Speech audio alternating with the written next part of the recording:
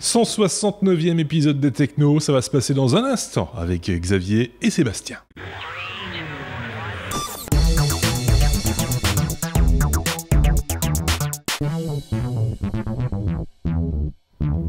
Bonjour, ou bonsoir, c'est selon, dans n'importe quel cas. Merci d'avoir choisi d'écouter un nouvel épisode des Technos avec, de ce côté-ci, en jaune, Xavier. Ça change pas. Ça change pas. Et de ce côté-ci, jaune, c'est Sébastien.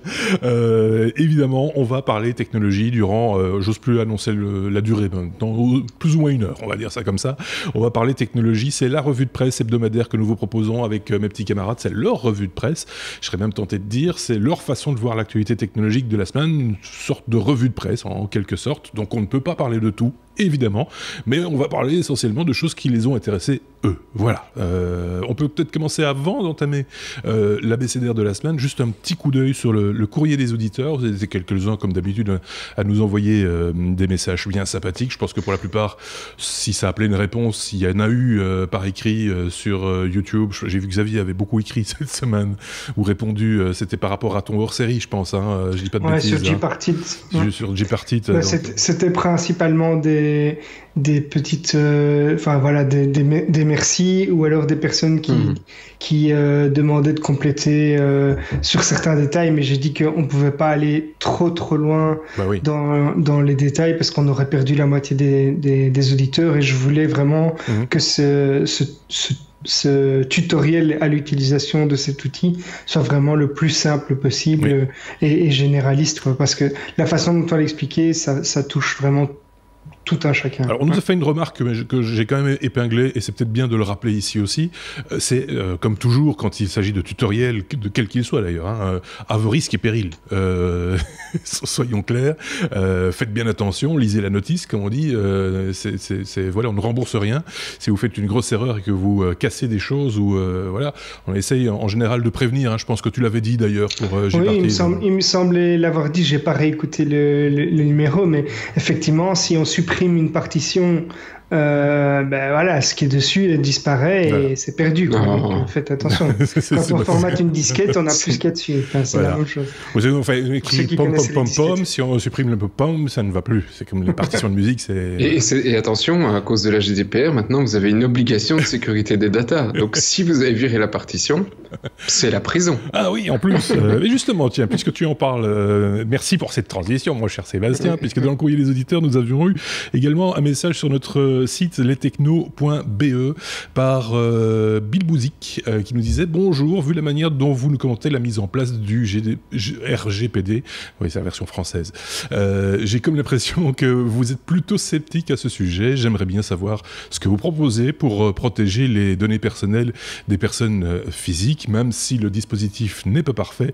J'avoue ne pas être mécontent que ce type de texte existe. Il y aura sans doute des améliorations ultérieures. Expérience oblige. Effectivement, les institutions européennes sont loin d'être peuplées de geeks, comme elles sont loin de ne comporter que des économistes, des policiers, des plombiers polonais, etc.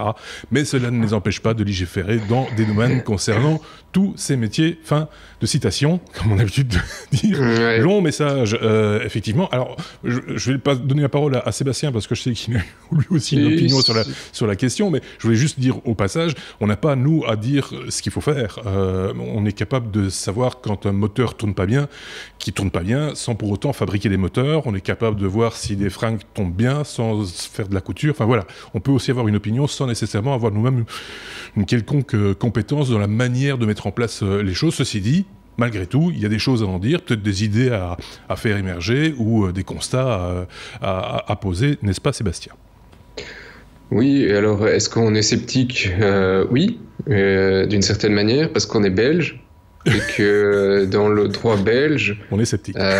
On est sceptique, mais non seulement il y avait 80% de la DGPR était dans le droit belge d'une certaine manière, avec des lois plus anciennes, 1995 ou précédemment, avec l'accès aux données, le droit de rétractation, le droit de modification, etc. Donc, ce qui est bien, c'est qu'ici il y a une harmonisation européenne. malheureusement, comme il dit effectivement, ils sont pas peuplés de plombiers, de policiers, etc. Non, ils sont peuplés de politiciens qui, pour la plupart, comprennent pas toujours ce que eux sont en train de légiférer, et la manière dont ils modifient le texte, c'est modifié c'est longuement aidé par des lobbyistes. Donc au final, on a des textes qui sont pas toujours hyper applicables. Il y a plein de choses qui sont oubliées parce qu'on ne parle pas de l'historique, c'est pas légiféré, on parle de choses extrêmement complexes sur les cookies, on parle de détails à la con, effectivement, parce qu'on parle de toutes les données personnelles. On ne fait pas de limitation parce que l'Europe, vue de l'Europe, toutes les sociétés sont impactées, mais le petit indépendant chez lui versus Google ou Microsoft, ça n'a rien à voir, et donc le petit indépendant chez lui est aussi impacté et doit aussi tenir et générer une série de documentation qui est honnêtement impossible pour des boîtes de 1 ou 2 personnes. Donc oui, ce genre de texte est important si on regarde les multinationales. Malheureusement, l'Europe n'a, je trouve, pas vraiment pensé aux PME dans ce genre de texte, et n'a pas spécialement pensé à toutes les implémentations et tout l'historique de comment ça va se passer sur le terrain. Donc voilà, je suis un peu sceptique parce que c'est pas génial. Et alors il dit effectivement, les gens, c'est de l'expérience qui vont faire des modifications et des amendements. Non, l'Europe ne fonctionne pas comme ça. L'Europe dit c'est blanc, et c'est de la même manière que sur les blagues Microsoft à l'époque. On disait combien il faut d'ingénieurs Microsoft pour réparer une ampoule cassée. Aucun, parce que Microsoft décide que c'est le noir est le nouveau standard. Oui, l'Europe, c'est un peu ce genre de truc. Oui. Voilà, ça c'est le nouveau standard. Ils ont fait des conneries sur les cookies par le passé qui nous font honnêtement tous CHUR, avec sur tous les sites où on ouvre, on a un gros pop-up qui nous dit attention, il y a un cookie. Oui, enfin c'est un cookie de session, t'es gentil, tu me lâches. Et il y a quelques trucs comme ça qui sont vraiment lourds avec cette nouvelle réglementation. Des exemples stupides comme on a vu dans la presse ces derniers jours. Tout est données personnelles, donc les données de ton personnel sont des données personnelles. Oui. Et donc, si tu veux effectivement souhaiter l'anniversaire de quelqu'un, savoir qu'il est intolérant, pour faire un repas, etc., tu dois avoir le consentement. Donc, tu vas pas écrire un courrier à ton collègue pour dire « Est-ce que j'ai le consentement pour te souhaiter un bon anniversaire ?» C'est de la connerie. Oui. Mais la loi était pas mieux faite avant, sauf qu'avant, on avait une certaine tolérance. Oui. Mais toute base de données devait être déclarée. Et ici, c'est plus tout à fait le cas. Donc, il y a pas mal d'améliorations, mais c'est quand même un peu le bordel. Ça va être lourd, sans doute, pour synthétiser, parce qu'on en a déjà beaucoup parlé dans l'épisode précédent, mais ça va être difficile à mettre en place. On imagine bien que il va y avoir des passe-droits pour certaines entreprises, peut-être moins pour d'autres, voir lesquels vont être les plus impliqués, entre guillemets. C'est toujours le problème, c'est le pot de terre contre le pot de fer. Hein. Il y a des décisions, il y a des lois, et puis après, il faut se bouger, et c'est pas toujours chez les plus gros, entre guillemets, qu'on fait bouger le plus de choses, quoi. Non, quoi qu'en Belgique, on s'embête pas. Hein. Si on veut attaquer Facebook en justice, la commission, elle le fait. Donc ça, on le fait. Par contre, la Belgique a, et là, c'est en train de commencer, et là, ça a doucement le ton le don de m'énerver, c'est que la presse a plutôt tendance à voir toujours ça d'un point de vue il faut protéger le consommateur vis-à-vis de toutes ces vilaines entreprises. Ouais. Et on est plutôt sur un ton alarmiste dans tous les sens, plutôt qu'un ton rassurant ou même éducatif sur ce qui se passe. Et là, on zappe complètement le côté éducatif. On est juste sur ça fait peur, il faut que ça fasse peur pour vendre du papier. Et ce genre de papier, c'est des torchons. Donc, je suis désolé, ça, pour le moment, c'est ce qui se passe dans la presse. Ouais. Avant que le consultant, et avant c'était les consultants qui se sont mis plein les poches pendant des mois. Donc ce qui se fait sur la DGPR aujourd'hui, c'est voilà, je suis pas super emballé. On est bien d'accord. On aura certainement encore l'occasion d'en reparler, mais c'est vrai que pour l'instant, comme c'est le 25, que c'est ça. Il y aura une période de tolérance, on le sait déjà, et ça a déjà été annoncé. Mais le 25 mai, c'est la date de lancement. Et alors, on vous l'annonce comme si c'était une réaction à ce qui s'est passé avec Facebook. Comme l'an 2000, mais il se passe rien. Le 26, le soleil se lève. Hein. Il va se lever comme tous les jours. Non, mais on essaye de le faire passer comme si c'était une réaction à ce qui s'était passé avec Facebook récemment, alors que ça fait 2 ans que ce texte existe. Ça n'a strictement rien à voir avec Facebook. Et ça fait 10 ans qu'on le discute. Voilà, et en plus de ça, voilà. Donc, voilà, écoutez ce qui se passe autour de vous, croisez l'information avec des trucs peut-être un petit peu plus spécialisés, un petit peu moins spécialisés, mais ne crions pas au loup trop vite non plus. Ah ouais, si je peux, j'ai un dernier truc. Voilà. Ne croyez pas non plus que ça donne tous les droits à tout le monde. Ah ben non. On a déjà vu des mails en disant je veux être supprimé de votre DB, ouais, et de tous vos backups. Mais les gens peuvent danser sur leur tête. On ne supprimera personne des backups. La loi n'oblige absolument pas à ce genre de choses parce que la loi oblige à la conservation des datas pour plein de raisons et à justement avoir tout un système de backup. Et la seule chose qu'on peut assurer à une personne dans ce genre de cas, c'est des cas précis, mais c'est hallucinant parce qu'en un coup, les gens se croient tous investis d'un pouvoir surnaturel. Ça, oui. La seule chose qu'on peut donc promettre à ces gens, c'est en cas de restauration, on ne va pas le remettre dans le système. Ouais. Mais sinon, pour le reste, on n'est pas devenu subitement des chevaliers blancs qui avons le droit sur toutes les sociétés. Le principe premier, ça reste, on fait du business. Oui, aussi, effectivement. Et ceci étant dit, chacun est un petit peu responsable aussi, hein, parce que je l'entendais il n'y a pas tellement longtemps, tu parlais de presse, mais c'était aussi c'est dans un média audiovisuel où il y avait un énième expert dans la question qui expliquait que lui-même avait des notifications, parce qu'on reçoit tous des notifications pour l'instant, pour revalider son inscription à une newsletter, à un site, machin, etc. Et il le disait, vous savez, moi-même, j'ai pas le temps de relire ce qui est indiqué, je clique parce que j'ai besoin de ce service. Donc voilà. On va revenir à la case départ assez rapidement, a priori. Bref, on peut lancer maintenant notre abécédaire, si vous le voulez bien, avec la lettre A, comme il se doit, A comme Apple. Tiens, c'est vrai, il y a longtemps, on n'a pas parlé d'Apple, Xavier. L'Apple Watch révèle un problème cardiaque chez un monsieur. Oui, en effet, on avait déjà entendu que Siri, par exemple, avait déjà sauvé des vies en permettant d'appeler les secours ou bien en donnant la procédure pour faire le massage cardiaque. Ici, c'est la montre connectée qui est pourvue de capteurs qui permettent d'analyser le rythme cardiaque, qui a sauvé un habitant de Hong Kong. En fait, le gars de 76 ans a reçu une notification sur sa montre alors qu'il était assis à l'église et la notification lui a dit que son rythme cardiaque était un peu trop élevé.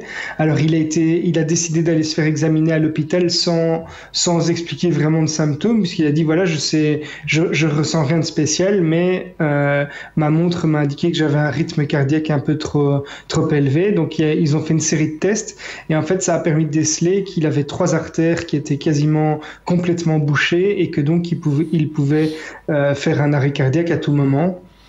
Donc il s'est fait soigner et puis il a envoyé un petit mail à Tim Cook, donc le CEO de Apple, pour lui raconter l'histoire et on lui a envoyé un petit mail de remerciement en disant que Apple était inspiré par cette histoire, etc. Mais donc voilà, les capteurs, les montres ont une certaine utilité pour ce monsieur. Ceci étant dit, au lieu d'investir dans une Apple Watch, s'il avait investi dans une visite médicale régulière chez son médecin, et il n'aurait peut-être pas eu besoin de l'Apple Watch. On peut voir aussi ça de cette manière-là. Hein.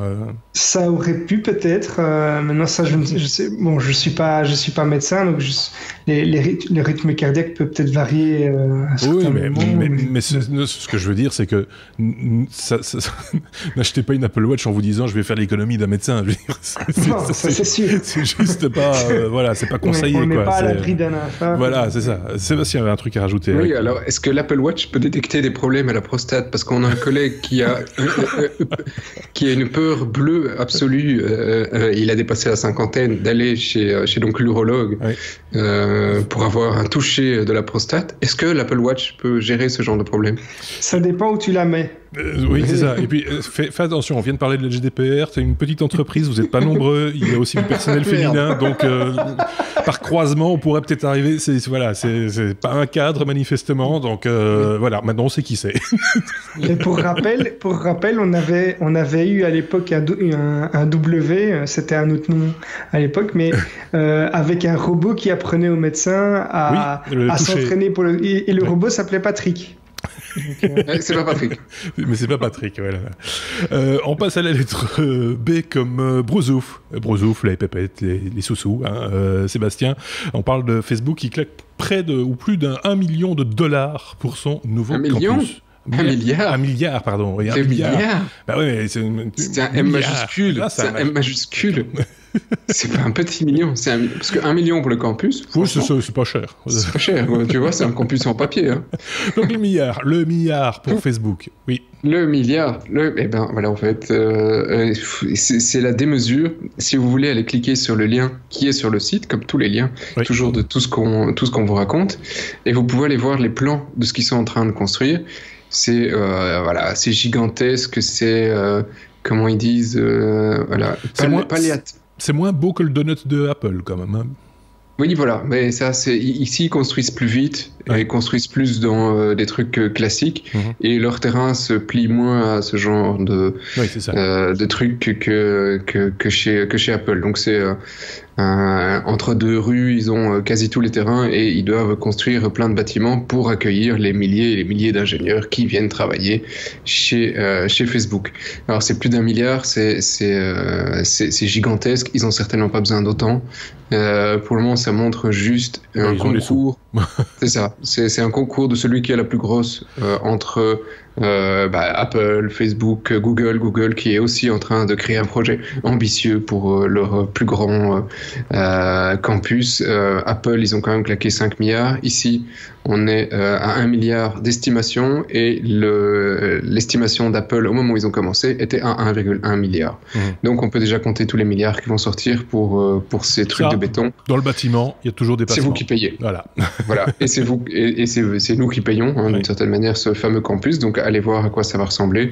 C'est genre 73 millions pour un parking 8 étages. Mais ils sont 27 combien millions parce que parce que du coup, il faut relativiser aussi. Si beaucoup de monde, le coût par employé est peut-être pas si énorme que ça, si on réfléchit un peu. Alors là, c'est pas écrit, mais je vais te le trouver. Facebook, employees. On va te le trouver ça tout de suite. Vite de taper dans l'ordinateur. Voilà, comme ça fait mal. Petite recherche mécanographique. 18 770. 18 770 employés, c'est ça. Donc ça fait quand même beaucoup de brousouf pour un employé. Hein. Oui, c'est vrai. Mais bon, c'est tout ça qu'il n'aura pas, pas en cash à la fin de l'année. Donc voilà.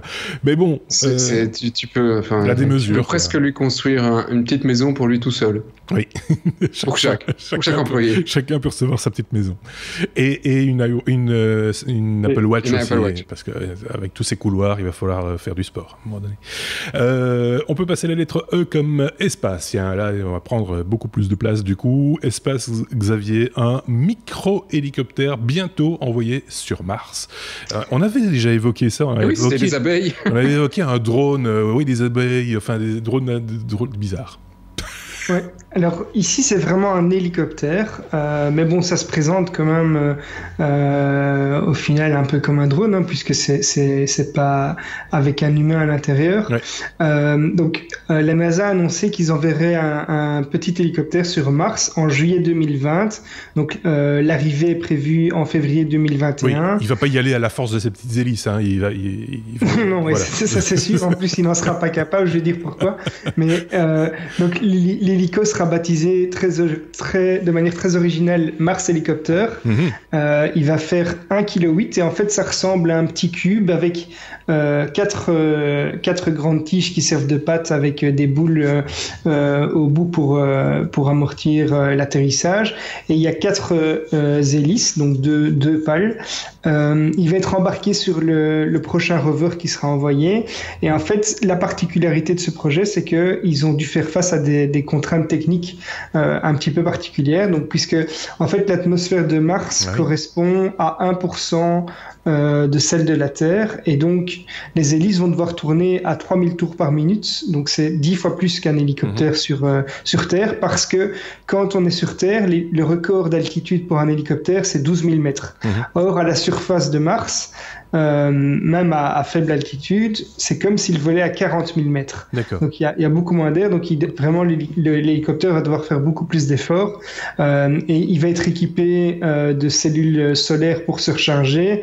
Il va y avoir un petit chauffage à l'intérieur, 2 caméras, mais il y aura seulement 5 vols qui sont prévus pour un maximum de 90 secondes parce que voilà, l'autonomie de l'engin va être vraiment très très réduite étant donné qu'il n'y a pas une batterie hyper puissante, que l'appareil va être léger et que justement il va devoir tourner très fort, quoi. Le but c'est de démontrer la viabilité de tels engins sur Mars, mais aussi leur utilité. Mais en plus ça va être l'engin qui va sans doute faire le plus de distance à la surface de Mars, parce que les rovers ils font quelques dizaines de mètres, si je dis pas de bêtises, durant toute leur existence. On les pilote au millimètre près, ça prend un temps fou. Là, pouf, il décolle, il s'en va, je sais pas à quelle vitesse il va voler, mais il va quand même faire quelques kilomètres, on l'imagine, quoi.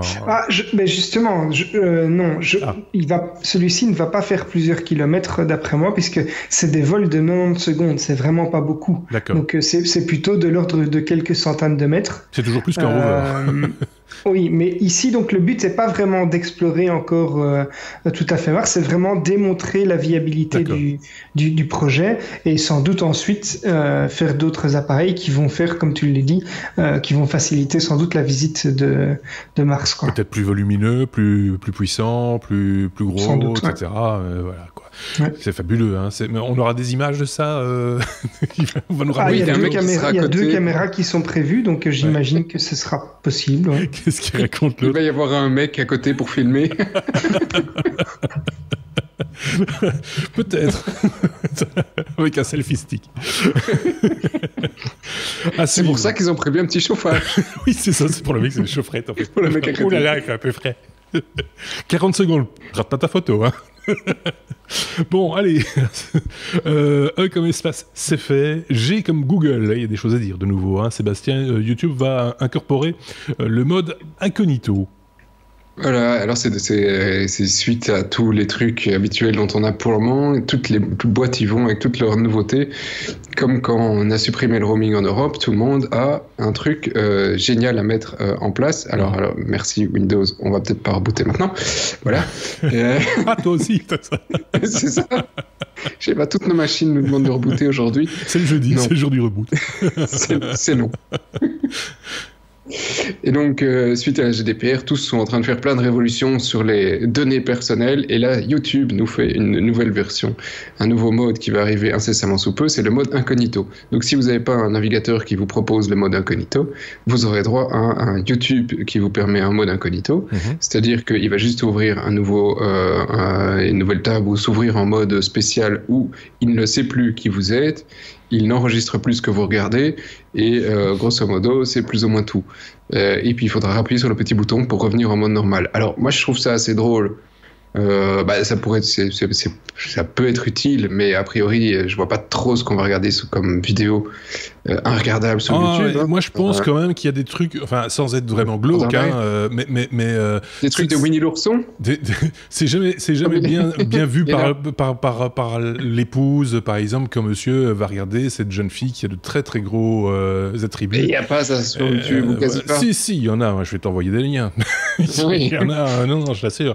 Sans rire. Mais voilà, c'est purement informatif. C'est parce que voilà, cette jeune fille. C'est de la culture générale. C'est de la culture générale. Cette jeune fille t'explique comment elle s'habille, que ça la serre un petit peu, et que voilà, et que bon, peut-être qu'en retirant un bouton, ça ira mieux. Voilà, c'est des choses comme ça. Ça n'a rien d'extraordinaire. C'est vraiment. Mais madame n'apprécierait quand même pas. Le patron au boulot non plus, sans doute. Il me semblait qu'il n'y avait pas vraiment ce genre de truc sur YouTube, tu vois. Oui, mais c'est pas tout. C'est pas un déballage complet. Hein. Voilà, c'est un ballotton de praline, quoi. C'est ça, c'est comme Winnie l'ourson qui met la main dans le pot de miel. Oui, c'est ça. C'est ça, c'est là. Il s'est fait avoir. Non, mais c'est vrai qu'on peut avoir envie de regarder des vidéos sans nécessairement être fiché. C'est ça l'idée, en fait. Voilà. Donc, ça va pas. Ça arrive. Voilà. Mais ce qui est rigolo, c'est que Google propose un truc comme ça, alors que leur navigateur le fait. Chrome a un mode comme Firefox aussi, d'ailleurs. Firefox aussi a un mode qui vous permet d'ouvrir une page. Oui, le mode porn. Ouais. Voilà, le mode. Voilà. C'est là où il y a les petits masques comme ça. C'est ça. Voilà, c'est ça. Donc voilà. Bon, bref. On est toujours à la lettre G comme Google, Xavier, on parle encore de Google qui va forcer les constructeurs à mettre à jour leur smartphone. Pourquoi ils en ont marre de voir des vieilles versions 2.1 d'Android qui circulent encore sur des smartphones japonais, c'est ça? Alors, c'est pas vraiment la version d'Android, mais c'est surtout les patchs de sécurité. Donc, en fait, on sait que les constructeurs ne mettent pas toujours à jour les smartphones après un certain temps de vie. Donc, vous achetez un flagship d'une marque et puis au bout de 2 ans, on vous dit qu'il n'y a plus de support, il n'y aura plus de mise à jour et que surtout les mises à jour de sécurité ne sont plus disponibles et du coup vous vous retrouvez avec un smartphone qui pourrait être piratable alors qu'il fonctionne encore parfaitement. Et Google a décidé de mettre fin à ça. Donc ils ont modifié contractuellement les accords qu'ils ont fait avec les OEM, donc les fabricants, pour qu'ils intègrent obligatoirement les patchs de sécurité futurs dans leur planning. Et donc, c'est grâce à une modification de l'architecture d'Android qui fait en sorte que les constructeurs ne doivent plus attendre les mises à jour des fabricants de composants. Donc, avant, la façon dont était construit Android ne permettait pas ça, mais maintenant, Google a facilité la mise à jour en fonction de certaines couches. Et c'est grâce à ça notamment que Android P est déjà disponible sur une petite dizaine de smartphones comme les Nokia, le OnePlus. Ça veut dire que le fabricant ne pourra plus invoquer nécessairement le fait qu'il doit attendre que sa surcouche a été développée pour la nouvelle version d'Android. Ça passera plus, quoi. C'est ça, et en plus de ça, ils vont avoir plus facile à développer des surcouches. Donc ça, c'est un autre effet, mais ça, c'est déjà un petit peu plus ancien. C'est pas lié à l'obligation contractuelle ici, mais effectivement, quand un développeur, un fabricant plutôt développait une surcouche, moi, j'ai eu le cas pour un Sony qui était vendu comme étant disponible, non compatible avec la prochaine version d'Android qui allait sortir quelques semaines après l'achat du smartphone, et il a fallu attendre 2 ans pour que l'Android soit disponible sur ce smartphone. J'ai eu ça il y a longtemps avec un HTC où je l'avais acheté justement parce que ça remonte à un paquet d'années, mais je l'avais acheté spécialement vraiment parce qu'il disait partout sur la publicité, il sera compatible avec la nouvelle version. Et puis la fameuse couche HTC Sense, si je dis pas de bêtises, n'a jamais été développée pour cette nouvelle version d'Android. Donc je suis resté avec un appareil qui était sur une ancienne version d'Android. Voilà. Donc ici, il n'y a pas d'obligation de passer à une autre version d'Android. Donc ils ne vont pas devoir développer spécialement une nouvelle couche ou autre, mais ils vont avoir l'obligation de mettre les patchs de sécurité. D'accord, ok.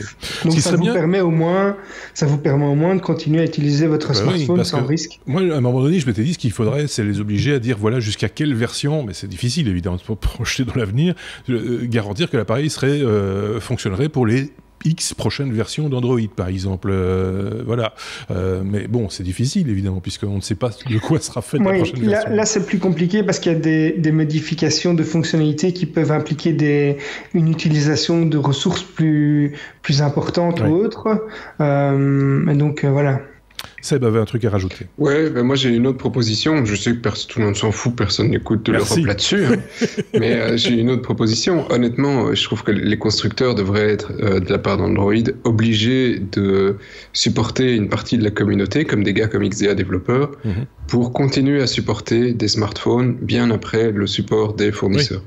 Et effectivement, là, on peut retrouver parfois des Android Oreo sur des téléphones qui sont plus supportés par les grandes marques depuis des années. C'est ça. Comme Cyanogen à l'époque était un projet qui mettait à jour sur plein de smartphones. Donc, si effectivement on pouvait avoir le support vis-à-vis de la communauté open source, parce qu'a priori, Android reprend quand même aussi pas mal de boulot qui vient de la communauté open source, je ne vois pas pourquoi ça ne pourrait pas être un bon deal. Il faut financer le libre. En effet, mais bon, ça c'est toujours c'est des vœux pieux comme on dit, et souvent c'est pas. Google nous écoute pas là-dessus. Bah non, j'ai pas l'impression en tout cas. Je suis en train de regarder la conduite à venir. Je l'avais déjà peu scruté juste avant. On ne parlera pas dans cet épisode-ci manifestement du nouveau OnePlus 6 qui a été annoncé cette semaine, parce que ce genre de truc dont on parle, on aime bien en parler parce qu'on aime bien la marque en plus, donc ça on en parle volontiers. On en parlera peut-être si à un moment donné on en a un qui nous passe dans les mains. c'est encore mieux, hein, plutôt que de parler sur base de choses que d'autres ont vécues ou pas, d'ailleurs. Donc voilà, raison pour laquelle... Ni Xavier ni moi n'en avons eu. Voilà, donc on n'a pas eu ça en stock récemment, et quand bien même, bon voilà, on n'est pas là pour faire la pub pour OnePlus, mais je le dis au passage pour celui qui nous écouterait pour la première fois et qui se dirait, tiens... Il peut arrêter. Qui nous écouterait pour la première fois et qui se dirait, ils sont cons, quoi. Il y avait une information capitale cette semaine. Ben non, voilà pourquoi on n'en parle pas. On peut parler de justice, par exemple, parce qu'on était à la lettre J comme justice. Tenez, Sébastien, Apple et Samsung retournent devant les tribunaux. Ça, c'est bien. Ça, c'est... Voilà, ça parle. Tu vois. Ça nous parle. Ça nous parle. Et c'est un truc qui, souviens-toi, on en a parlé dans les tout premiers numéros, je pense, quand on était dans une vie précédente. On avait 12 ans. On avait des Voilà, 2012. C'était en 2012, ah oui, c'était un autre podcast. Ça nous met un coup, quand même. Ouais. Et on faisait déjà des podcasts, si. C'est vrai. Et donc en 2012, on avait fait des numéros spéciaux pendant des semaines et des semaines sur tous les procès sur les brevets. C'est juste. On avait fait ça. Ça te rappelle, hein, ça? Oui. Ça vous embouche un coin, hein. Oui, les podcasts ne datent pas d'hier. Hein. C'est l'époque où je vous écoutais dans la voiture. Voilà, on avait même un auditeur. Voilà. Maintenant, on a dû l'engager. Et donc, ce fameux procès. Et ben donc ce procès à l'époque, Apple a gagné $1 milliard en dommages chez Samsung parce que Samsung copiait, c'était mal, machin, tout bazar. Ce que Apple n'a pas fait jamais après, hein, donc voilà. Et donc maintenant que ça fait quand même quelques années que le procès est terminé, Apple s'est quand même dit, j'aimerais bien que Samsung y paye. Et Samsung dit non, moi je paye pas. Donc il retourne devant les tribunaux parce que Apple aimerait bien quand même finalement voir la couleur de $100 milliards. Ah oui, c'était quand même, c'était des pépettes, quoi. Ouais, c'est des pépettes. Samsung conteste, Samsung veut réduire le coût, enfin le prix, ils disent bon voilà, ça vaut certainement pas $1 milliard, mais donc l'histoire est toujours pas terminée, ça retourne devant les tribunaux, juste pour définir maintenant combien Samsung va payer et est-ce qu'il va devoir les payer. Ça fait 6 ans, quoi. Oui, c'est ça, mais d'une part, il y a ça, mais alors, il y a ce contentieux, ça n'empêche qu'ils arrivent quand même à faire du business. Pour acheter des écrans, pour acheter des processeurs, etc. On s'en fout, ils veulent $100 milliard. Et voilà, c'est des services différents. Le service du contentieux, c'est pas les écrans, c'est pas les processeurs, c'est le contentieux. C'est deux choses différentes. Voilà. Et par chance, ces gens ne se parlent pas en interne. Samsung est en train de chercher un procès à faire à Apple pour compenser, donc pour que la balance s'aligne. Pour harcèlement. Bon, allez. Un truc pour ses données personnelles. Pardon, ou un procès pour l'utilisation des données personnelles. Par exemple, oui, peut-être. J comme justice, c'est fait. On peut passer à M comme musique, Xavier. Google veut concurrencer Spotify et Apple Music, rien que ça. Voilà, mais pas seulement, donc c'est en gros tous les services de streaming. Donc on sait que de plus en plus YouTube est utilisé également pour écouter de la musique. Et du coup, ils ont sorti YouTube Music, qui est le service musical de YouTube. En fait, c'est comme YouTube, mais avec une interface qui est pensée pour l'écoute de la musique. D'accord. Il y aura 2 versions. Une version gratuite avec les pubs et une version payante à $9,99 pour le téléchargement et l'écoute en arrière-plan notamment. Alors, c'est principalement une version mobile, mais il y aura aussi un nouveau lecteur optimisé pour les ordinateurs. Ils vont certainement utiliser l'intelligence artificielle aussi pour trouver les bons morceaux à écouter en fonction de votre activité ou autre. Et ça va être disponible à partir du 22 mai d'abord aux États-Unis, en Australie, en Nouvelle-Zélande et en Corée du Sud. Et ça ne signifie pas spécialement, en tout cas pour le moment, l'arrêt de Google Play Music, puisque ceux qui sont abonnés à Google Play Music recevront automatiquement un abonnement YouTube Music Premium. D'accord. Et ils en ont profité en même temps pour dire que YouTube Red, qui était la version payante de YouTube, va être également renommé en YouTube Premium. D'accord. Bon. Donc voilà, un concurrent assez sérieux, moi je dirais, puisque ce service de YouTube en vidéo est quand même de plus en plus utilisé pour écouter de la musique. YouTube est, parmi les jeunes en tout cas, un des grands prescripteurs, ce qu'on appelle prescripteurs en matière de musique. C'est même dépassé de loin la radio musicale. Hein. Donc voilà, c'est clair qu'il y a là un potentiel. Maintenant, est-ce que c'est ce public-là qui va mettre la main à la poche pour écouter de la musique? J'ai un petit doute sur cette question. Enfin, c'est possible, hein, mais voilà. Je sais pas si Sébastien... oui, moi je suis circonspect. Pourquoi est-ce que Google s'amuse à nous faire payer un abonnement sur Google Play Music, en même temps un abonnement pour de la musique, mais avec des images qui bougent sur YouTube? Leur offre n'est pas encore, je trouve, suffisamment hétérogène. Si j'ai payé un abonnement sur Google Music, d'avoir l'image qui bouge avec, et de payer 10 balles en plus par mois, je trouve qu'on se fout un peu de ma balle quand même. C'est la même boîte. Donc, si tu as un abonnement YouTube Music, tu auras automatiquement l'abonnement YouTube Google Play Music. Ouais, donc si tu as Google Play Music, ton abonnement va être converti automatiquement, ou en tout cas va te donner accès à YouTube Music. Voilà. Allez le dire. C'est ça. Et ça supporte le mode famille aussi? Le truc anonyme, tu veux dire? Non, le mode famille. Tu as un mode famille qui fonctionne depuis pas tellement longtemps en Europe, c'est assez ancien aux États-Unis, où tu payes au lieu de 15 euros, mais alors tu peux avoir plusieurs membres de ta famille qui utilisent le compte. Ta femme, et tu vois pas enfants, Shakira etc. qui remue à leur... Non. Et tu peux chacun avoir sa playlist, etc. Donc tout ça marche assez bien. Oui, c'est comme ça que certains parents se payent la honte en écoutant de la musique en voiture, par exemple, parce que juste avant ça, c'est la petite fille qui avait mis sa musique à elle. Enfin voilà, c'est des trucs comme ça aussi. Hein. Je dis pas de bêtises. Oui, mais là maintenant plus, parce que chacun son compte. D'accord, chacun son compte. Tout est bien comme ça. Affaire à suivre, cette histoire de musique, parce que c'est pas la première fois, il me semble. Ils essayent des trucs avec YouTube à ce niveau-là, c'est jamais très très clair. Et en plus, ça vient rarement chez nous, parce que finalement, là, de nouveau, c'est d'abord aux États-Unis, j'imagine, Xavier. C'est pas tout de suite pour chez nous, quoi. Non, mais donc ils ont dit Nouvelle-Zélande, Corée, Australie, États-Unis, mais très vite, ils ont déjà annoncé quand même pas mal de pays d'Europe qui suivraient. Donc, ils ont déjà négocié les droits pour Google Play Music, tu vois, donc une petite extension de contrat en même temps que la DGPR. Oui, c'est ça, quoi. Mais du coup, ils vont tous avoir de nos goûts musicaux. Est-ce que c'est bien réglementaire? S, on est à la lettre S. S comme sécurité. Ah, ça, c'est leur marotte. Hein. Ça, c'est sa marotte, la sécurité.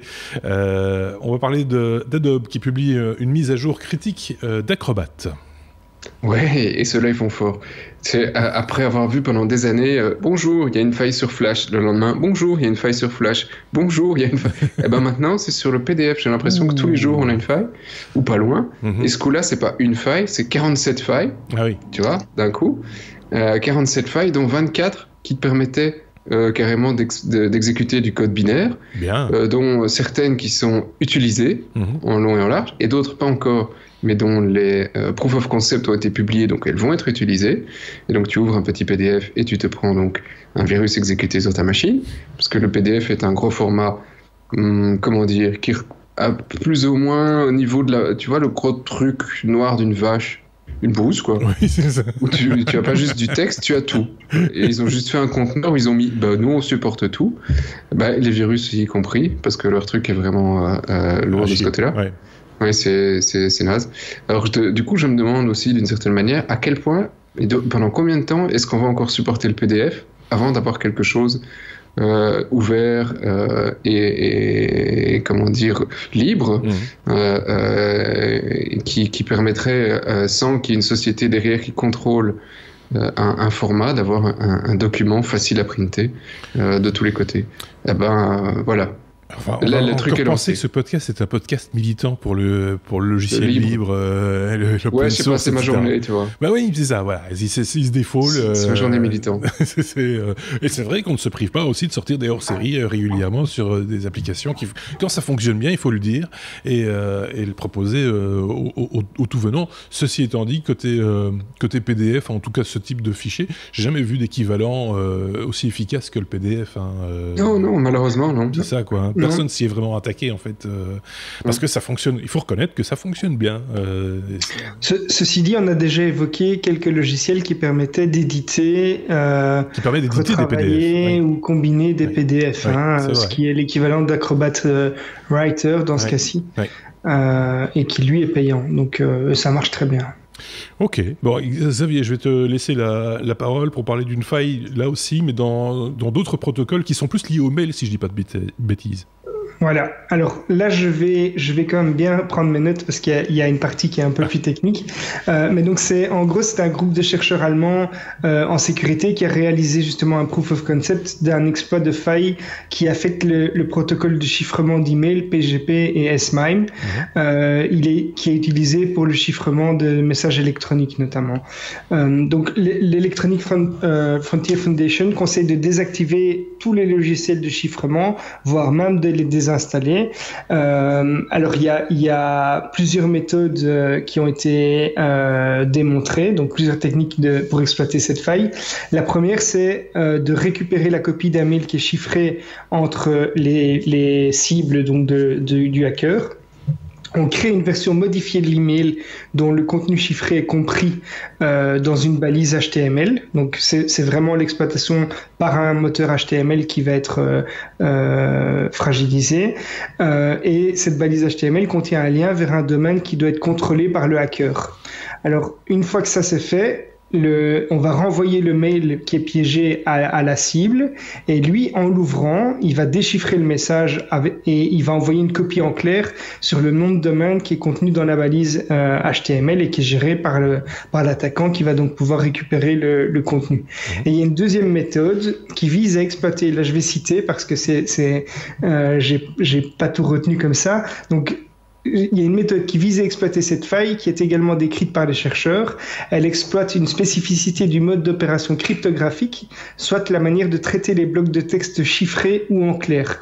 Alors comme l'expliquent les chercheurs sur le site, la différence, c'est que avec la première méthode, c'est que ici n'importe quel client qui pourrait proposer sa propre implémentation d'un correctif pourra bloquer ou pas les attaques en question. Donc on parle des clients de messagerie dans ce cas-ci. Donc c'est principalement des failles qui sont sur le protocole même, mais aussi sur les logiciels qui affichent ce genre et qui utilisent ce genre de technique. Et qu'est-ce qu'il faut faire? Alors, je suis pragmatique, moi. C'est très bien. On voit qu'il y a le problème, mais qu'est-ce que je dois faire?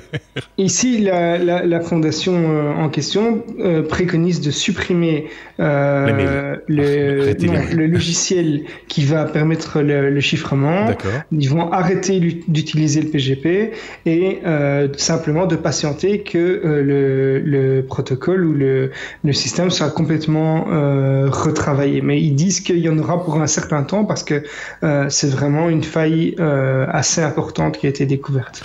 Donc vous comprendrez pourquoi je ne réponds pas à vos mails pendant un certain temps. Du moins pas les mails chiffrés. Voilà, pas les mails chiffrés en tout cas. Donc c'est quand même de nouveau, enfin on en découvre tous les jours des failles, j'ai l'impression. Je sais pas, Sébastien n'est même pas surpris. Non, mais il y en a, tu vois, t'as des sites spécialisés où tous les jours, tu vois, les centaines de failles découvertes. Il y a des boîtes qui sont payées pour ça. Mais il y en a qui comme celle-ci, qui touchent peut-être plus de monde, parce que c'est vrai qu'en entreprise, de plus en plus, on crypte alors j'ai peur toujours d'utiliser les mauvais termes quand on parle de mail et de cryptographie, bref, d'encodage. On va encore se faire incendier. On va encore se faire avoir, oui. Mais désolé, Shark, je me rappelle de son pseudonyme, donc il va nous allumer. Mais ceci étant dit, il y a de plus en plus d'entreprises qui utilisent ce type d'outils, entre guillemets, pour se protéger. Donc ça touche quand même de plus en plus de monde, finalement. C'est pas juste un ou deux cas particuliers. C'est quand même des grosses boîtes, en général, utilisent ce type d'outils. Je dis pas de bêtises. Surtout pour protéger les données confidentielles à la veille de la GDPR. Par exemple. Bon, bref, voilà. C'est quand même tout en clair. Oui. C'est quand même pas tout le monde qui utilise ça parce que ça nécessite une installation de part et d'autre. Donc le destinataire et l'expéditeur doivent avoir une clé commune. Donc voilà, il faut déjà s'y connaître un tout petit peu ou que quelqu'un l'ait installé pour vous et même une fois que c'est fait, vous n'allez pas utiliser ce chiffrement avec n'importe qui.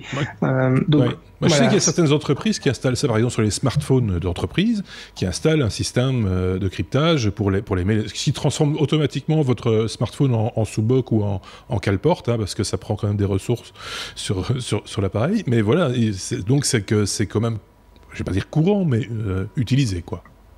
Alors là, c'est souvent les communications qui sont chiffrées et parfois les mails internes, mais rarement avec les destinataires, à moins que ce soit des sociétés vraiment avec lesquelles il y a un contrat cadre. Tu vois, mais tu ne sais pas envoyer un mail chiffré à un destinataire externe sans que lui-même ait mis en place la même sécurité. Effectivement. Ok, merci pour toutes ces précisions, Xavier. Sébastien, on va parler on reste à la lettre S comme sécurité. Kaspersky déménage en terrain neutre. Qu'est-ce que ça veut dire? Oui, parce qu'ils sont bons. Ils déménagent. Et donc, dans ce podcast, on va vous parler de déménagement. Voilà. Ils ont pris leurs petits pieds, ils ont mis tout dans les petites boîtes. Des cartons. Et puis les cartons, et puis ils ont laissé leurs cartons au même endroit parce qu'en fait ils se sont dit finalement on est bien en Russie, parce que c'est des Russes les gars, et on va juste envoyer les serveurs. D'accord. Donc ils ont mis les serveurs dans les cartons et ils les ont envoyés en Suisse parce que pour le moment Kaspersky ils se font allumer de partout. Les États-Unis ont dit c'est des vilains Russes qui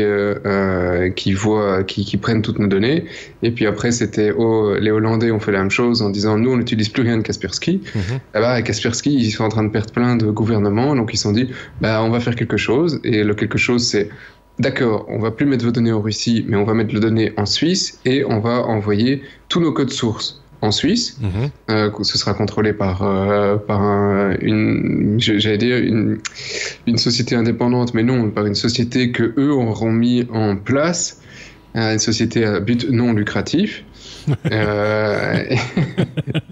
Voilà, qui pourra faire des audits du code source, et les gouvernements auront le droit aussi de venir faire des audits du code source de Kaspersky. Il y a 3 erreurs dans cette phrase. Kaspersky, non lucratif en Suisse. Ouais. C'est drôle quand même, non? Bah oui. Bon, je sais pas si ça va marcher par contre, mais ils essayent, ils rament quand même les gars. Est-ce qu'ils vont changer de nom aussi pour qu'on sache plus qu'ils sont russes? Kaspersky, ouais. Par contre, quand ils vont sortir un logiciel, ils vont devoir le compiler 2 fois. Une fois en Suisse pour les Européens et les Américains, et une fois en Russie, parce que ce type d'outil en Russie ne peut pas être importé. Donc ils sont obligés de compiler des 2 côtés pour que tout le monde y soit content. Mais c'est le même logiciel. On n'a pas fini de rigoler, j'ai l'impression. Ça, c'est le merveilleux monde de la high-tech. On passe à la lettre S. Merci pour cette petite lumière qui te va ravir. Oui, je sais pas, mais coup il fait noir. Oui, je sais pas. C'est la nuit qui vient de tomber chez lui. C'est bizarre. S comme non plus sécurité cette fois, mais serveur. Sébastien, on parle de Qualcomm qui abandonnerait ses serveurs ARM. Ouais, c'est triste. Ouais. Alors, voilà, ils ont annoncé que Anand Chandrasekaran Armand, il s'en va. Qui est-il? Et en même temps, il embarque. Anand, c'était un mec qui venait de chez Intel et qui est là depuis quelque temps chez Qualcomm et qui était à la tête de toute la direction serveur chez Qualcomm. Les serveurs, pourquoi? C'était donc tout ce qui était architecture centrique, et le truc centrique c'était quoi? Ils se sont dit et pour le moment il n'y a que Intel qui vend du serveur, nous on va prendre des puces ARM, on va en mettre plein dans une petite boîte, ça va faire plein de puissance et ça va coûter beaucoup moins cher que des serveurs Xeon ou tout le bazar. Et effectivement les mecs ils arrivaient à te vendre une petite machine avec 48 cœurs, ce qui est très très très honnête, avec 60 mégas de cache L3, donc on est vraiment dans du haut niveau des Xeon qui sortent maintenant, avec le tout en 2,2 GHz, 32 lignes PCIe, enfin donc tout est très très très très similaire ou supérieur à, en consommant beaucoup beaucoup moins de puissance de jus. D'électricité, quoi. D'électricité, voilà. Et Et voilà, et pour moins cher aussi, parce que le processeur ne coûtait que $2000 par rapport au Xeon. Les Xeon, tu peux assez facilement arriver entre 5 et 10 000 euros. Hein. Oui, ça coûte un peu cher, la machine. Enfin, juste le processeur. Ouais. Et donc, voilà, apparemment, ça se vend pas. Donc, comme ça se vend pas, les mecs, ils arrêtent. Ce qui est dommage, parce qu'effectivement, c'est quelque chose qui demandait probablement encore des investissements sur quelques années, parce qu'il faut le temps que les entreprises se disent il y a vraiment une grosse différence, il y a beaucoup de puissance, il y a beaucoup de cœur. Oui. L'architecture n'était pas c'est une architecture qui nécessitait plus de développement ou un développement différent par rapport à ce qui est connu ou pas? C'est de l'ARM, donc si effectivement tes tools tournent sous Linux, il y a moyen que tu recompiles grosso modo plus ou moins la même chose. Par contre sur Windows, là aujourd'hui tu étais encore un peu cuit. Ça, quoi. Ouais. Mais comme la plupart des serveurs tournent sur des Linux ou équivalents, mais ça te restreint à toutes les distributions qui supportent de l'ARM. Je pense qu'il aurait fallu continuer encore quelques années parce que l'hierarchie est bonne. Il y a des choses qu'on ne voit pas dans le Xeon qu'eux n'avaient pas mis ici, mais qui sont excellents, je trouve, comme on a dans les Samsung. C'est-à-dire que tu as un processeur sur lequel tu vas avoir 8 cœurs à une certaine fréquence et un 9e à une fréquence beaucoup plus élevée. Et ça, c'est un peu la problématique qu'on a dans les Xeon aujourd'hui. Tu dois faire un trade-off entre ta puissance en nombre de cœurs ou ta puissance en fréquence. Et donc, tu te retrouves avec des machines avec 48 cœurs, mais à 2 gigas, ou 14 cœurs à 3 gigas. D'accord. Tout ça parce que la dissipation thermique est tellement importante sur ces trucs que tu sais pas avoir 40 cœurs à 3 gigas, sinon tu fais brûler tout le data center. Donc c'est pas une bonne idée non plus. C'est pas une bonne idée. Donc voilà, malheureusement ils arrêtent. Peut-être que quelqu'un d'autre reprendra le flambeau, mais c'est pas une bonne nouvelle. Bon, ok. Ça me désole, mais je peux rien faire. T'en fous, mais... Non, je m'en fous pas, mais voilà. Est-ce comme serveur toujours, Sébastien, on va parler de Google Compute Engine, qui lance des offres à 3,8 TB. C'est pas mal ça, non? Une petite machine avec 3 Tera quasi 4 Tera de mémoire. Et 160 cœurs. C'est bien. Donc là, si tu veux, juste pour faire mouliner le podcast juste après l'enregistrement. Ça va pas prendre beaucoup de temps. 2 minutes, c'est envoyé sur YouTube. Hein. Oui, il faut encore que YouTube le tolère. C'est pas fait pour tout le monde, c'est spécifique quand même. Oui, c'est spécifique, bien que nous, pour le boulot, on utilise des machines où on n'est pas à 3 Tera de RAM, mais on tourne autour du Tera, donc on n'est pas. C'est tout à fait possible de monter ce genre de machine à la maison. Ouais. Ça, c'était la remarque que je vais faire. C'est assez drôle, c'est que donc effectivement, ils ont monté ces infras parce que AWS, donc le concurrent Amazon, vient de sortir le même type de serveur. Oui, c'est ça. Donc tu peux avoir des serveurs avec quasi 4 Tera de RAM. Et Google se dit, moi aussi je dois le faire, parce qu'effectivement, tu as quelques machines, tu as quelques sociétés où quand tu te dis, quand je peux tout mettre en mémoire, ça va beaucoup plus vite. Oui, c'est clair. Là, toute la DB en mémoire, ça va plus vite. Maintenant, la machine avec 4 Tera, elle coûte quand même... Alors, tu peux la louer à l'heure ou au mois. Oui. Au mois, tu es à presque $13,000 par mois. Oui. Il faut savoir que si tu montes aujourd'hui des machines avec un tout petit peu moins d'un Tera de RAM et des super disques avec 1 million d'IOPS, ce que tu sais pas mettre dans un PC à la maison, c'est des disques spécifiques, serveurs, etc. Donc tu es vraiment dans des trucs très haut de gamme. T'arrives même pas à 20 000 euros. Oui, si tu l'achètes toi-même. Donc je trouve leurs configs sont sympas. Le truc est exceptionnel, parce que tu peux la louer à l'heure, tu fais un truc et puis tu dégages, ça t'a pas coûté cher. Si tu fais un investissement à long terme, je ne comprends toujours pas comment des gens continuent à louer ça pendant des années, sauf en se disant, oui, c'est pas moi qui m'occupe de l'infra, d'accord, mais qu'est-ce que ça te coûte d'utiliser ce type d'infra par rapport à la réalité? Oui, ça c'est une bonne question, et j'imagine que dans la gestion des coûts, dans ce cas-là, c'est quand même très spécifique aussi comme job. C'est il y a peut-être les coûts liés aussi aux infrastructures, les murs, quoi. Ça coûte pas cher. Une place dans un data center, ça coûte pas cher. La bande passante coûte cher en Belgique et nettement moins évidemment dans ce genre de data center. Mais en dehors de ça, de là à payer 12 000 euros, 13 000 euros par mois pour utiliser un serveur de cette gamme, oui, en quelques mois, Google a rentabilisé son serveur. Hein. Oui, c'est ça. Ouais. Mais est-ce que c'est vraiment sur de la location par mois qu'ils ont misé? C'est justement plus spécifiquement sur des one-shots à 1 heure, 2 heures, 3 heures, une journée de travail, comme tu le disais, et puis basta, on passe à autre chose, faire des simulations, des choses comme ça, non?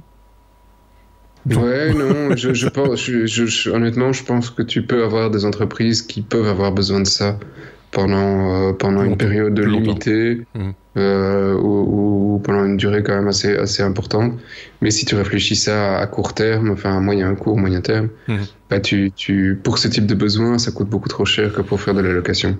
Sauf si tu n'as vraiment pas les ressources. Pour le particulier à la maison, puisque tu disais c'est pas fait pour être à la maison, c'est vraiment très spécifique, c'est des serveurs, hein, on est bien d'accord, mais on peut aussi, chez soi, quand on a un petit peu d'argent, mettre beaucoup de RAM dans sa machine, en fait. C'est un peu à ça que ça revient, finalement. Hein, sauf que c'est pas tout à fait la même chose, ou faire marcher sa machine plus vite. On met plus de RAM, non ? Oui, bien sûr, tu peux le faire, sauf que les archis qui sont vendus en personnel, donc ce que tu peux acheter pour un PC, un laptop, etc., t'es beaucoup plus limité à ce que tu peux mettre. D'accord. Tu sais pas les mettre des barrettes de 64 ou 128 gigas. Non, on est d'accord. T'es limité en général à 32, 64 gigas sur les machines conso. Tu peux pas les mettre 1 Tera de RAM sur ta machine. Non, mais tu peux monter, enfin, si tu pouvais mettre 128 gigas de RAM, par exemple, tu pourrais faire plus de choses plus vite que si tu n'en avais que 16. C'est certain. Voilà, donc c'est certain. Mais on en revient aussi avec le même problème que l'ARM. La plupart des processeurs aujourd'hui montent très peu en fréquence, mais montent en nombre de cœurs. Ce que fait aussi Intel sur les 8e génération, qui est un nouveau laptop qui arrive. La différence par rapport au laptop d'il y a 2 ans, ils vont moins vite en fréquence, mais il y a plus de cœurs. Donc tout, pour le moment, on augmente le nombre de cœurs, et tant pis pour la fréquence. Ok. Je ne sais pas si Xavier avait un truc à rajouter dans ce domaine. Non. Non, mais je pense effectivement qu'il y a des sociétés qui n'ont pas les ressources justement pour configurer des telles machines, qui n'ont pas envie de gérer tout l'aspect sécurité qu'il y a autour, etc., et qui ont juste envie d'envoyer du code sur des machines et de faire tourner des apps. Et c'est peut-être pour ça que ça peut se justifier dans certains cas, mais bon, effectivement. Ok. J'étais en train de calculer, je pense que j'ai trouvé le tarif à l'heure. Je vais quand même vérifier si c'est juste possible. Ils disent $25 de l'heure. Ça fait 24 heures. Pas 30. Ouais, c'est ça. C'est $25 de l'heure. Donc c'est vrai qu'à l'heure, c'est pas cher. À l'heure, c'est pas cher, oui. Et quand tu n'as besoin que pour tester des choses, comme on le disait, voilà. Et t'as pas besoin de payer un IT qui va gérer en plus, certains aspects. Alors c'est un IT qui va gérer ça, mais comme c'est des machines. Sur le métier. Ouais, comme c'est des machines virtuelles, tu peux très bien avoir ta machine qui est avec 2 gigas de RAM, et puis au moment où tu veux faire ton test, tu le recommandes, tu le prends 1 heure, et puis tu l'arrêtes. Comme chez Amazon. Comme chez Amazon, ouais. C'est, voilà. Ou juste parce que ton application a besoin d'une montée en charge plus importante à un moment donné, par exemple. Il me semble que c'était Benoît qui nous avait raconté ça il y a quelques années déjà, par rapport à Amazon, où c'était une chaîne de télévision américaine ou britannique, je ne sais pas, qui utilisait les ressources d'Amazon pour gérer les concours pendant une période donnée, qui était la période de l'émission, puisque c'est à ce moment-là qu'il y avait une grosse montée en charge. Une fois que l'émission de télévision était terminée, les gens se déconnectaient, c'était fini. Et que donc, ils avaient besoin de cette puissance pendant une courte période, finalement. Et que finalement, ça ne coûtait pas si cher que ça. Beaucoup moins cher, en tout cas, que de devoir acheter l'infrastructure ou même louer l'infrastructure sur une plus longue période. Alors qu'elle ne servira à rien la majeure partie du temps, quoi. Donc, voilà. Ici, à ce moment-là, malheureusement, tu n'as pas de slot disponible et tu n'as pas la mémoire. Tu fais quoi pour ton émission? Ah oui, non, j'imagine que ça se réserve. Sinon, on te dit, dommage, cette semaine, attendez, pas non, d'émission. ça ne marche pas, je n'ai toujours que 2 gigas. Non, j'imagine qu'il y a des réservations. Enfin, c'est quand même plus intelligent que ça, je suppose. Enfin voilà, c'est passionnant en tout cas comme sujet, je trouve. On en est déjà à la lettre W. La lettre W, vous savez, c'est le oui et non. que Xavier nous a déniché cette semaine. Des internautes imaginent des conversations avec Google Duplex. Il faut rappeler, Google Duplex, c'est cette application merveilleuse, on n'a vu qu'un seul exemple, qui est capable de réserver le coiffeur. Hein. Voilà, mais pas seulement. Donc c'est vrai que il y a une démo qui a été faite où cet assistant de Google appelle lui-même un commerçant, par exemple, pour réserver un restaurant ou bien une coupe de cheveux chez le coiffeur ou autre, et qui est vraiment bluffant de réalisme. Donc c'est vraiment, il va réagir à la conversation avec une intonation bluffante, avec des expressions.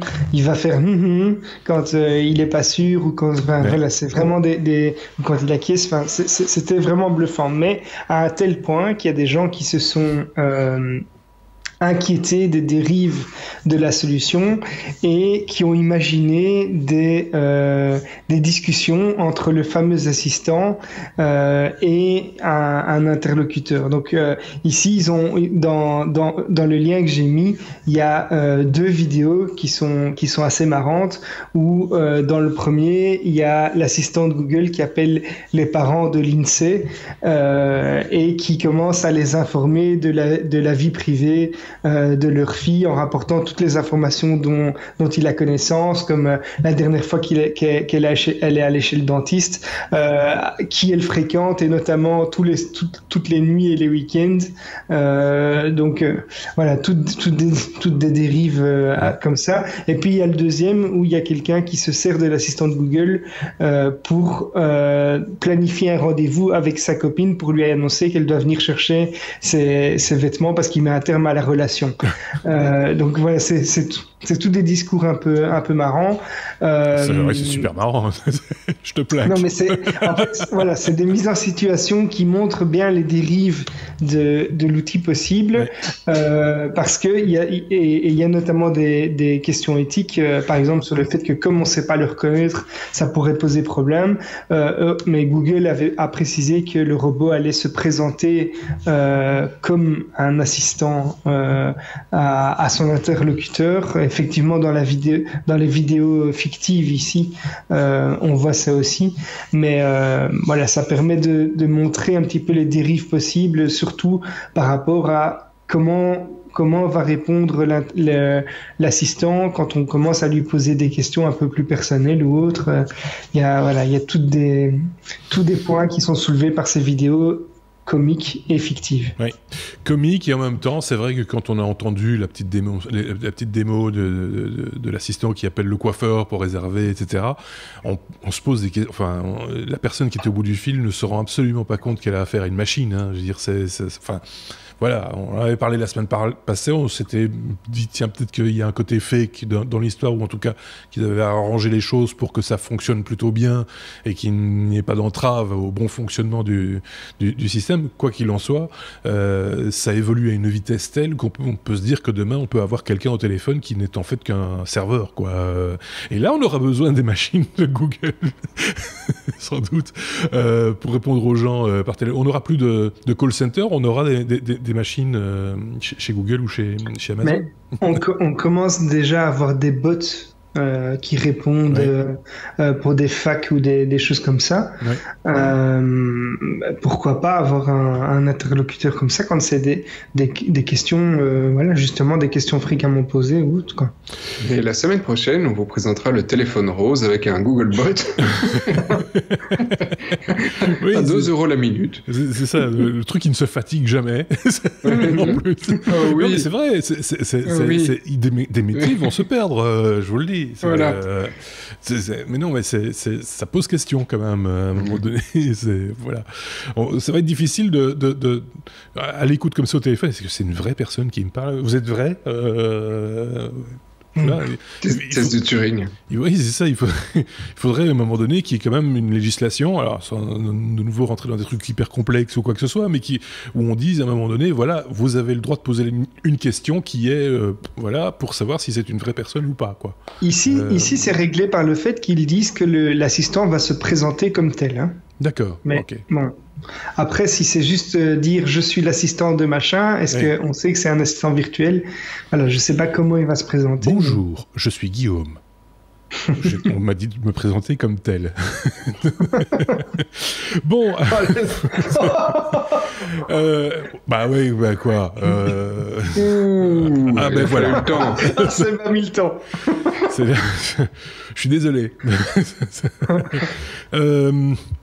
Qu'est-ce que vous voulez? C'est pas la marque à la pomme. Hein. Non, c'est ça. On en a fini, en fait. 2 sur 10, les gars, là. Il est tard. Hein. Le 169e épisode des Technos s'achève. Merci encore pour vos pouces bleus. Merci à vous de vous abonner à ce podcast. Pouces bleus. C'est les pouces bleus, je trouve. Oui, je sais pas pourquoi on dit pouces bleus, parce qu'en fait, chez moi, ils sont gris. Enfin, bref. Pour les pouces vers le haut, que ce soit sur YouTube, sur Facebook aussi, pourquoi pas. Que ce soit également... Ils sont bleus, là. Là, ils sont bleus. Sur les plateformes de podcast, là, c'est des étoiles. Voilà. N'hésitez pas à le faire, ça nous permet de mieux nous faire référencer, donc d'être plus connus et donc d'être plus à communiquer entre nous. C'est vrai qu'il y en a de plus en plus qui communiquent et qui nous envoient des petits messages et qui partagent aussi leur actualité ou leur savoir-faire dans différents domaines. Donc n'hésitez pas, vous aussi, si c'est votre cas, en commentaire, que ce soit sur notre blog lestechno.be ou sur notre chaîne YouTube. Vous êtes évidemment les bienvenus. Merci à Xavier pour sa participation à ce 169e épisode, ainsi qu'à Sébastien, que nous retrouverons, je pense, la semaine prochaine. Oui, tout à fait. Me semble-t-il. On se retrouve tous, d'ailleurs, la semaine prochaine. À très bientôt. Au revoir.